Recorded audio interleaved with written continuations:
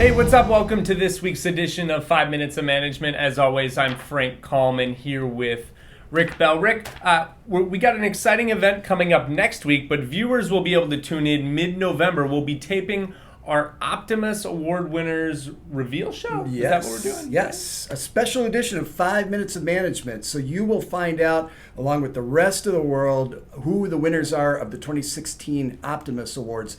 And I think there are a few surprises and some really great companies, Frank. We're really proud and honored to have named some of these companies. Right on. So mid-November, be on the lookout for that video. Definitely. We'll be excited to put together. But Yes. Rick, meantime, this week, interesting news out of London. Did you know that in London, FacetoFace meetings, meaning meetings between businessmen or women and clients, actually adds 54 billion pounds or about $66 billion to London's economy every year. So Yikes. pretty revealing stat considering so much interaction and communication is going by way of the internet, online, virtual video, all those things.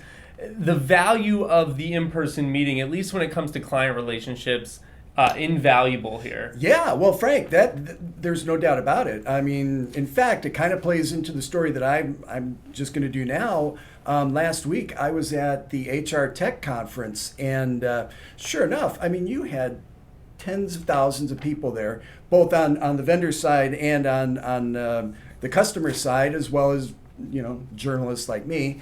They're in attendance, and yeah, you got to figure that there was a lot of money that exchanged hands. So yeah, I'm not surprised at all to hear that. Relationships are the foundation of business, and even in the age of FaceTime, Skype, Google Hangout for the two people that use that, it just means, getting in front of people, meeting them, building those types of connections. It ends up, it's a huge value, lots of money. Now that is a lot of money for one nation, but it's a big economy over there too. Did you create any value of that size at HR Tech? I believe that's what you're here to talk about. HR Tech, the HR Technology Conference, of course, was in Chicago. What was it, last week? Yes, it was, over the course of 3 days. And over the course of 3 days over at Chicago's McCormick Place, Right. What was it like? Oh, Frank, it was really interesting. The initial day that I was there, the first day I was there, the overarching theme, I would say, was women in technology, and that's become a big thing there.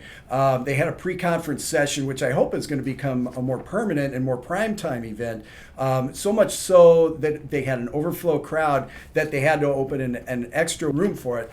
And my understanding is that they didn't even have enough lunches to go around to serve all the people who showed up for it. So it was a really big deal. I think some of the other takeaways that I got out of it were engagement, a lot of talk around engagement.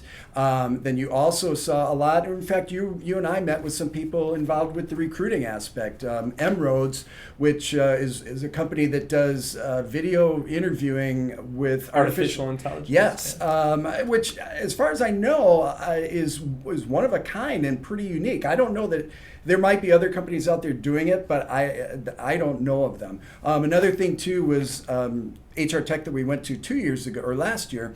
Didn't really talk about the gig economy, but this year there was talk around the gig economy, and this one company, Work Market, actually was there, and they've got a platform that facilitates gig economy contingent workers for organizations. So pretty interesting stuff that came out of HR Technology as far as I was concerned. Very cool. Well, that conference will be back in the desert in Las Vegas next year, so a Yes, little it bit of a will. 1-year break.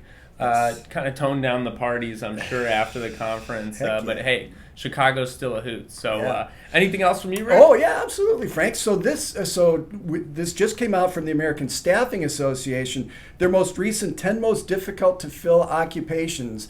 I didn't see journalists on here, no video editors, but heavy and tractor trailer truck drivers was number one. A lot of people, a lot of occupations in the medical field as well. General internist was number two. to, as opposed to General Westmoreland or General Schwarzkopf. Podiatrists and psychiatrists and physician assistants rounded out the top 5. This was an interesting one, Frank. Merchandise displayers and window trimmers. I mean, that's a big thing. Wow. I mean, we have Macy's here in Chicago, and that's a huge thing. You go buy those displays.